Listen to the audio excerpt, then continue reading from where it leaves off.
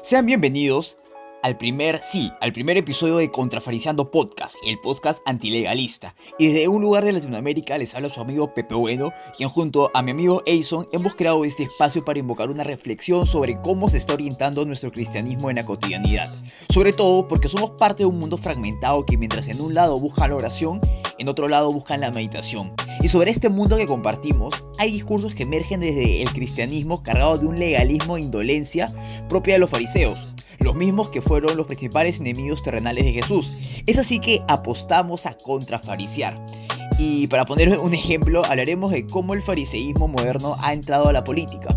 Así que le doy la entrada a Eison, que nos narrará sobre la relación de religión y política que se dio en el plebiscito de la paz de Colombia, con personajes muy particulares, ¿sabes? Como el apóstol Eduardo Cañas. Hola Pepe, muchas gracias.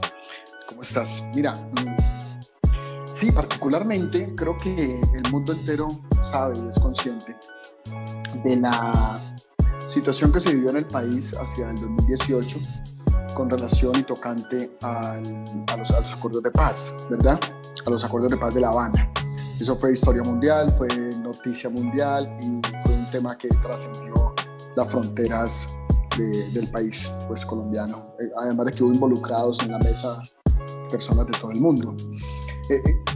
En el marco de esta situación y de este asunto, digamos que en el contexto de todo el acuerdo de paz también se dieron unos elementos en Colombia desde el Ministerio de Educación con toda una problemática que había con relación a la educación sexual que se enseñaba en los colegios y que tenía que ver puntualmente con la inclusión de temas de homosexualismo y de la normalización, digámoslo así, de este asunto particular en la enseñanza a los más pequeños. Eso generó todo un movimiento, toda una movilización en la que salió la iglesia en general, salió la iglesia católica, la iglesia protestante o evangélica, cristiana también, salieron sectores sociales y salieron familias y hicieron marchas con camisetas blancas, marchando por papá y mamá, y hubo un gran movimiento a nivel país en las diferentes ciudades principales y no principales. Luego entonces se comenzó a desarrollar un discurso. De hecho esas cartillas dicen que las quitaron la ministra de Educación para ese momento, Gina Parodi, renunció también.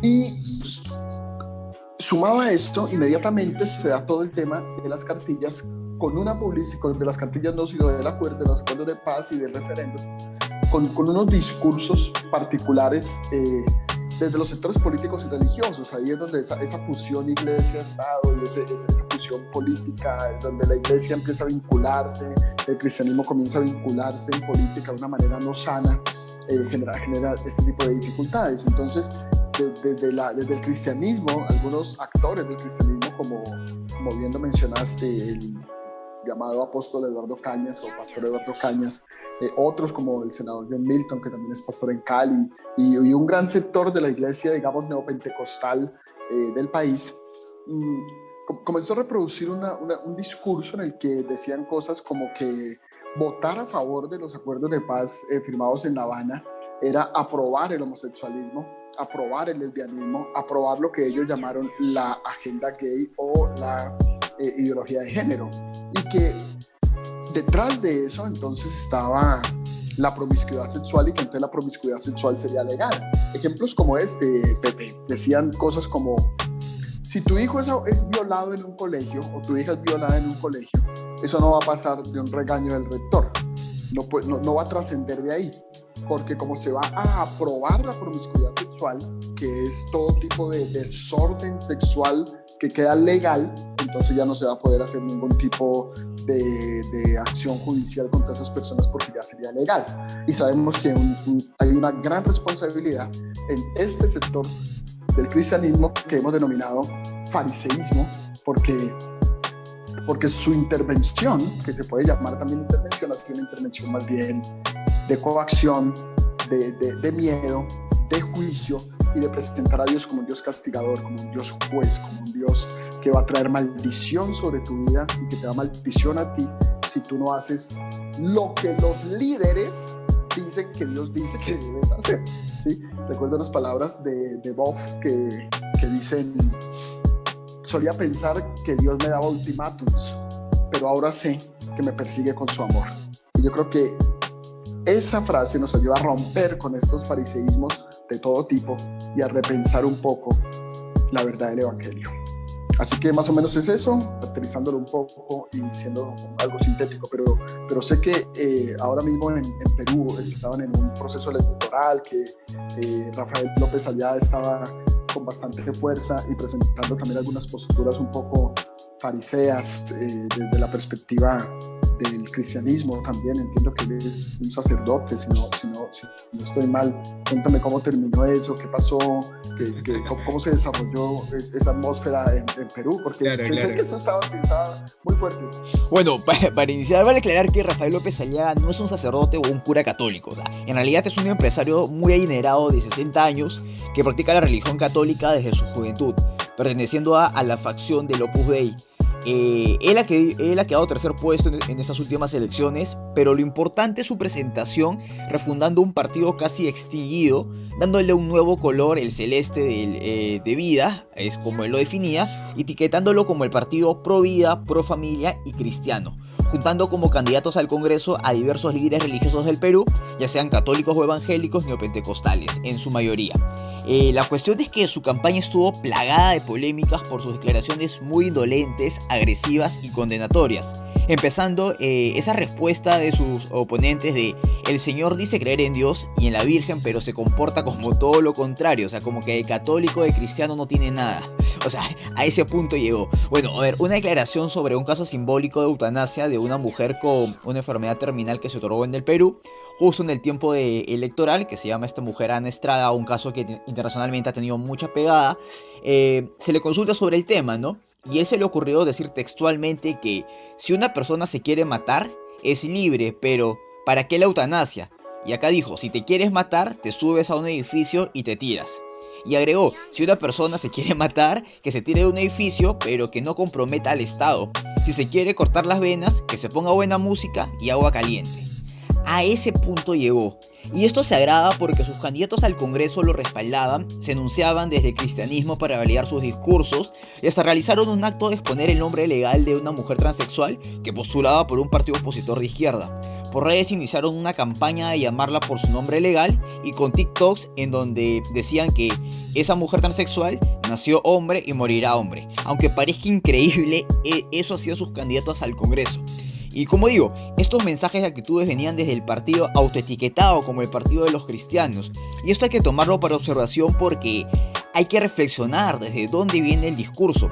Un llamado de atención porque el mensaje cristiano sabemos que no es indolente, soberbio o de miedo. Y más aún en política, en donde pienso que el cristianismo como estilo de vida es la convicción que nos mueve en nuestra mente, y a base de eso contextualizamos el presente porque hay que reconocer y ubicarnos que estamos en un mundo fragmentando, en donde socialmente hay libertades de pensamientos muy heterogéneos entre sí. Y bueno, eso es un poco de lo que pasó. A ver, no sé qué opinas tú. Precisamente dijiste algo, Pepe, supremamente interesante y estaba tomando nota de eso en este momento. Mira, cada quien tiene libertad, derecho para expresar cuál es su postura política y su posición. El problema aquí, ¿no?, es que ellos se constituyen en la voz. Ellos a sí mismos se constituyen y se definen como la voz de todos los cristianos.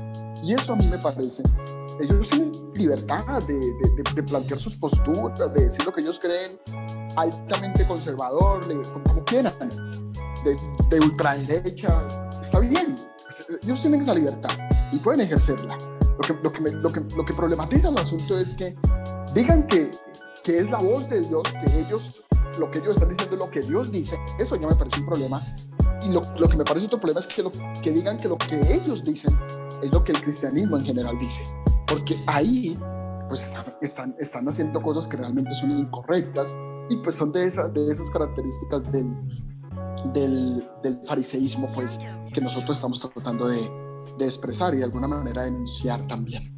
Yo creo que la intervención política de Jesús, como lo dijiste muy bien, es una intervención política que apunta a la justicia, que manifiesta claramente propuestas de igualdad. Date cuenta que las problemáticas de Jesús no eran tan alejadas de las nuestras. Era el problema de la xenofobia con relación a los samaritanos, era el problema de género con relación a la mujer, era el problema de clases, si se quisiera llamar así, con relación a que y el problema religioso pues de los fariseos y los saduceos que estaban acá como en la cumbre y que eran los perfectos y que eran los inmaculados y los puros, contra los publicanos, contra los pecadores y contra todos los demás que eran como seres humanos de una calidad inferior, y los samaritanos que sí eran pues de una mínima calidad. Ese es el escenario con el que Jesús se enfrenta. La adúltera que tenía que ser apedreada, la ramera que cómo va a besar a los pies de Jesús, y el fariseo dice, si este fuera profeta no es que esa señora lo toque. O sea, eran situaciones muy similares a las nuestras, y las posturas de Jesús jamás fueron las posturas que hoy el cristianismo, que hoy la iglesia está planteando, de juicio, de señalamiento. Mira, te caracteriza un caso puntual aquí en Colombia. Se me va el nombre del juez, creo que es un juez, el que se niega a hacer un matrimonio homosexual en el país. Paralelo a eso, se dio también una situación con la policía y con una de esas pistolitas que electrocutan, pues, que botan electricidad, atacaron tanto a un joven que lo mataron. Muchos cristianos salieron a la defensa del juez diciendo yo apoyo al juez, yo apoyo al juez, yo apoyo al juez, pero muy pocos se pronunciaron con relación a lo que pasó con la policía frente a este muchacho que asesinaron. Y cuando uno trataba de poner el tema sobre la mesa, lo que decían era, nada, es que él era un borracho, es que él era un peleón, es que él mantenía tomando, es que él vivía peleando con la policía. Entonces, como que esa conducta de pecado califica que la autoridad que es la policía, y se enseña que hay que someterse a ella, lo matara. O sea, se justifica el asesinato, pero se defiende, o sea, entonces no se dice nada frente a ese ejercicio de injusticia, pero sí se dice mucho frente a un juez que no casa a una pareja y que obviamente muchos sectores sociales lo criticaron y lo denunciaron, dijeron que eso era incorrecto porque eso era, ¿cómo se llama? Homofobia y demás. Eso sí se salió a defenderse.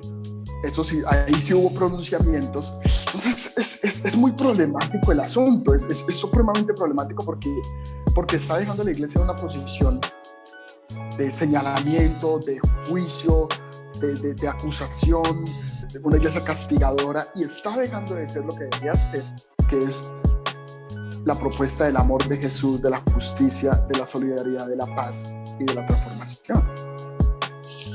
Entonces es altamente preocupante, y eso es lo que está pasando en política, lo que está pasando en ejercicios sociales, lo que está pasando en todas las dinámicas sociales desde el cristianismo. Por supuesto que es un sector del cristianismo, que no son todos, pero ellos se enuncian a sí mismos como voceros de todos y como voceros de Dios. Claro, esos dilemas sociales del presente existían en el pasado, y Jesús, como el mejor y único ejemplo de intervención real del cristianismo, mediante los evangelios nos demuestra que su mensaje es de amor, justicia y temor de Dios, en el buen sentido, ¿no? Y es como yo resumiría el Nuevo Testamento también. Pero claro, acá tenemos caso de los líderes cristianos que recurren a esa cita exclamativa de mencionar a Dios o Jesús para validar sus propias ideas, humanas e imperfectas por naturaleza. Caso contrario, eres señalado como que un tibio o del mundo. Y no sé, a ver, ¿tú cómo ves la actitud de estos líderes?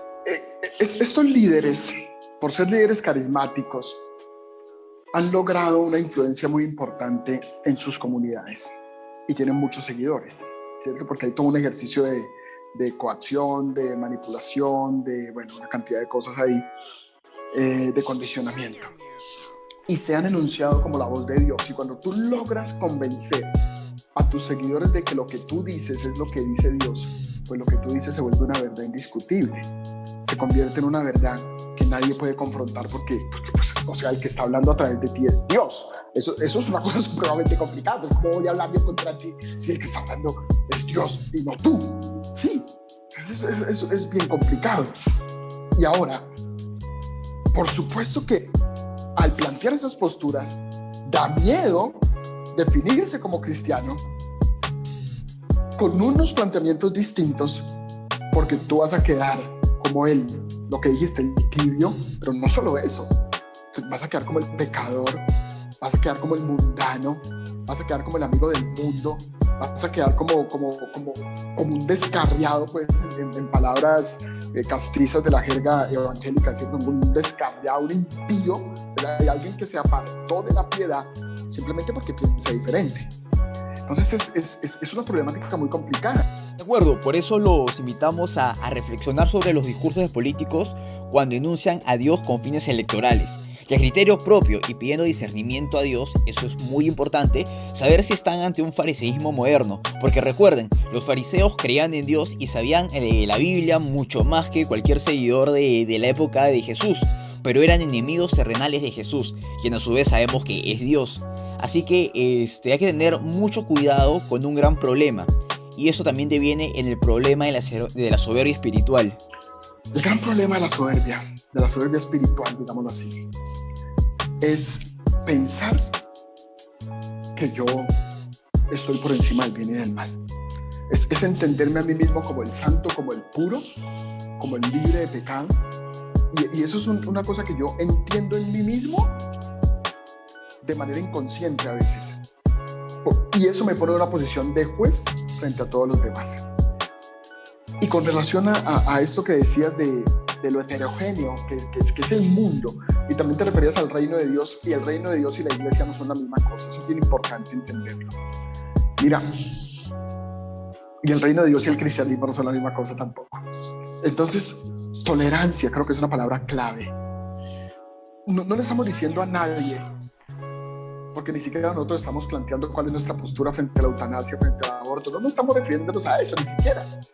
Pero creo que para acercar esas orillas, nosotros necesitamos tolerancia, porque la tolerancia nos da capacidad de diálogo, capacidad de comprensión, y esa tolerancia en el marco, en el fundamento del amor. Y esa es la propuesta de Jesús, es claramente la propuesta de Jesús. Ahí puede haber transformación, allí puede haber transformación. Y este mundo, el mundo fragmentado en el que vivimos, complejo, diverso, heterogéneo, pues requiere que nosotros tengamos ese tipo de posturas políticas y que nuestra intervención sea una intervención en esa línea, en la línea de la justicia, en la línea de la justicia desde ejercicio de solidaridad. Y Daría, mira,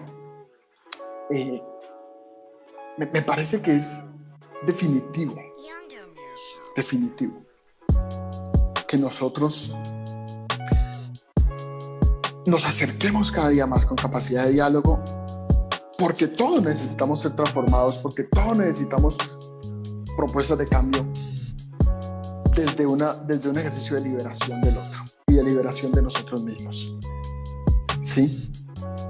Sin poner ataduras, sin condenar, porque nos estamos convirtiendo en islas. El cristianismo se está convirtiendo en una isla que cada vez está más lejos de las realidades y cada vez es menos escuchada. Y yo creo que desde la iglesia, me decía en algún momento Eduardo Restrepo, se puede hacer muchísimo, pero hay que hacerlo bien.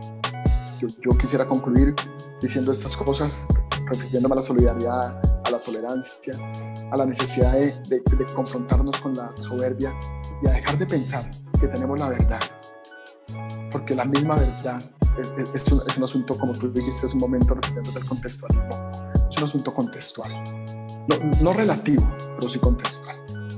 Entonces, pues, Pepe, gracias por este espacio, por este tiempo, por este diálogo enriquecedor, creo yo, y bueno, esperamos, como tú ya lo dijiste, que quienes nos siguen, nuestros oyentes, pues nos respondan también, tenga ahí como un feedback, que nos interpelen frente a todo este asunto y podamos como crecer juntos y seguir desarrollando juntos estas posturas. Bueno, ya eso sería el final de nuestro primer episodio. No olviden recomendarnos, compartirnos y escribirnos o proponernos temas nuevos. También daros un feedback si es que también ustedes lo desean. Nuestro compromiso es responderles lo antes posible y juntos empezar a acercar las orillas frente a nuestro prójimo, detectando e interpelando a esos fariseísmos que nos dividen socialmente. Y por último, recuerden que el verdadero reino no está acá, sino en el cielo. Amar más y condenar menos. Bye bye. Chao.